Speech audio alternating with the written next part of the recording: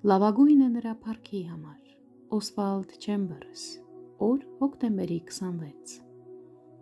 Ով է ծառայողը։ Ինչպես իմ հայրն ինձ ուղարկեց,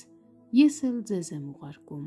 Հովհաննես 20-րդ գլուխ 21-րդ խոսք։ Ծառայողը այն մարդն է,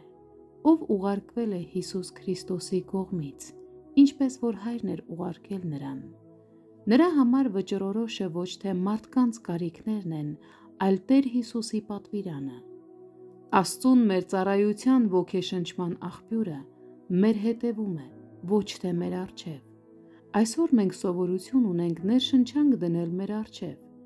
Ամեն ինչ հավաքում ենք, դնում մեր առջև և հարմարեցնում հաջողության մեր գաղափարին։ Նոր կտակարանում, սակայն,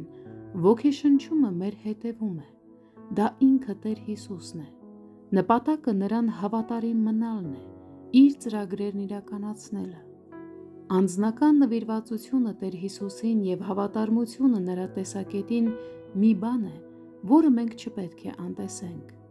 Միսիոնարական ծառայության համար մեծ վտանգը կայանում է նրանում,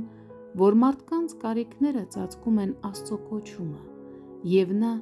մարդկային կարիքները հասկանալու պատճառով կորցնում է այն իմաստը, թե ինչի համար էր Տեր Հիսուսն ուղարկել նրան։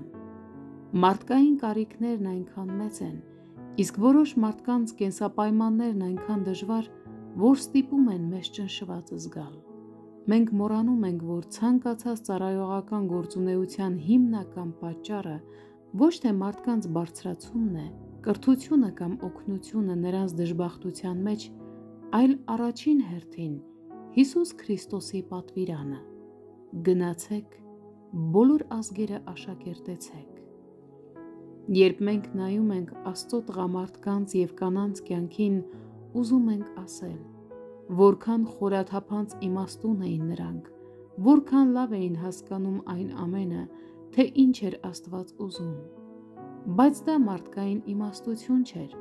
այլ նրանց հետևում թափանցող և խորամիտ աստվածային միտքն էր։ Մենք գնահատում ենք մարդկային իմաստությունը, մինչդեռ մենք պետք է գնահատենք Աստծո առաջնորդությունը, որը դրսևորվում է մանկամտորեն հիմար